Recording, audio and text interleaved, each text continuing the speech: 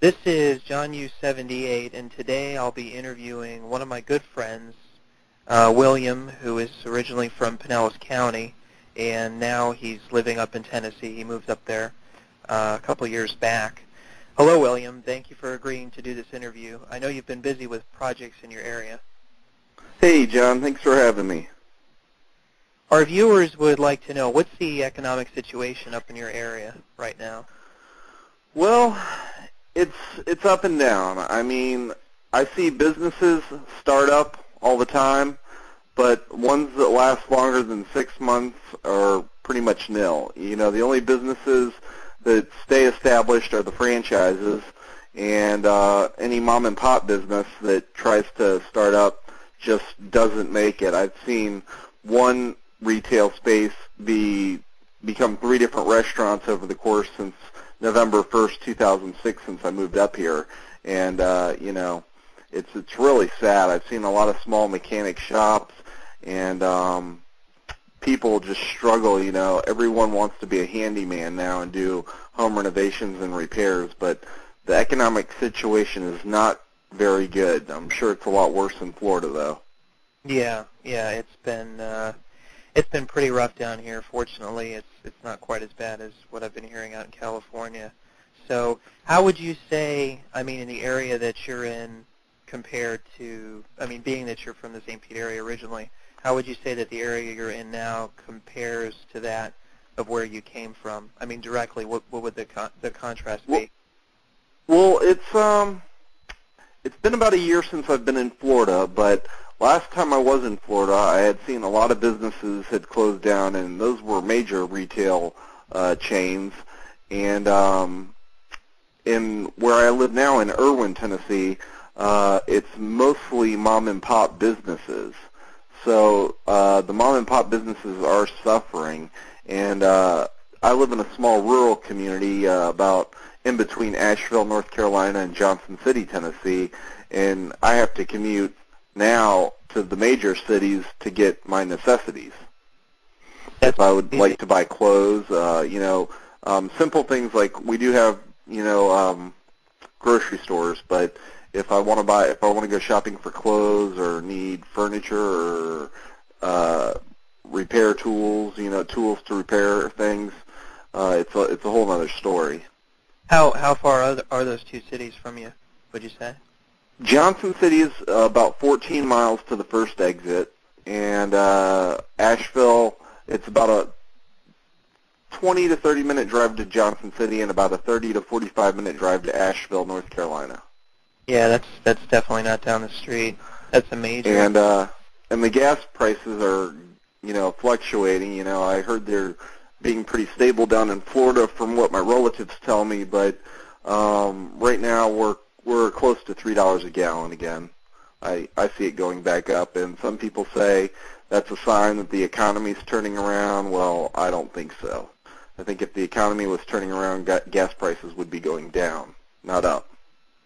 Yeah, I would agree with that. Yeah, the dollar's been it's been taking some pretty major hits over the last couple months, and it's likely to continue. I don't see that subsiding anytime soon. Just this morning, actually, gold hit another high overseas intraday trading. It was, I think, 1,094 an ounce. And oh my goodness, that's amazing.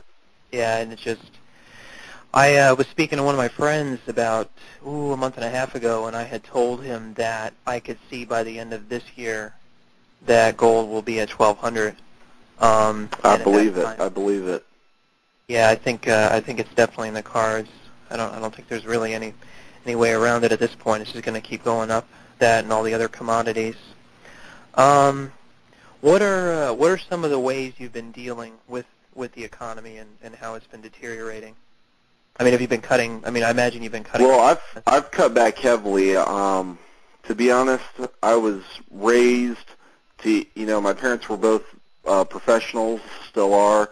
Mom recently retired. My father still works, and they raised me to eat out every single meal. Well, you know, I used to go out to Outback Steakhouse, for example, once a week in Johnson City. Now it's McDonald's once a week, and it's more cooking at home, and if I do get something to eat out, it's usually fast food because it's within my budget. And Yeah. I've really had to cut back. What advice could you give our viewers about how they can weather the rapidly deteriorating economy? I would just say save what you can. I would not invest in the stock market at this time. If you did have money saved, I mean, depends what part of the country you're in.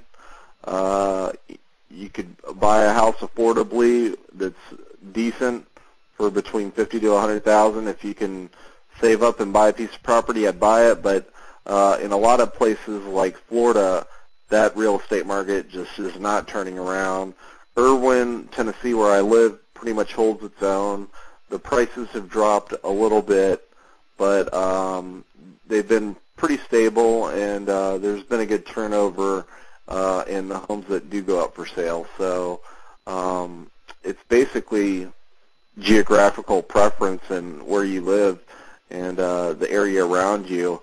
But I would not be investing in the stock market because I think that's all speculation right now, and I think it's very volatile, and we just don't know what's going to happen a year from now. Yeah, I would agree with that advice, especially about the stock market, because there's been a lot of evidence out there that says that the Federal Reserve has been buying up the market and, Yeah. and showing charts and stuff, and at the end of the day, on a lot of days, the market up until the last hour will be tanking, it'll be going down, and then all of a sudden the last hour, there's all this flurry of purchases or buy orders, and then it just like shoots right up. So there's definitely some intervention by the Federal Reserve and maybe even the big banks like Goldman Sachs and Citi and some of the others. So yeah, it's not a. I agree, exactly and a lot of people would. I agree with what you're saying. A lot of people would disagree with me saying, now's the time to buy a house, but I think it's still a safe investment if you can find a deal like a foreclosure or something, or somebody that's going through a divorce that needs to unload their property, because the population is only going to continue to grow. I mean, we got 20 million illegals that are, we know of. There could be even more, so our population is only going to increase. I think real estate's a safe bet if you can find a deal, and deals are out there. But, if you have the money, precious metals are good, but I would not be gambling on the stock market at this point in my life right now. That's all great advice. Well, William, I want to thank you for joining me. It was very Well, very thank you, insightful. John, for having me. I appreciate it. Oh, you're very welcome. You're very welcome.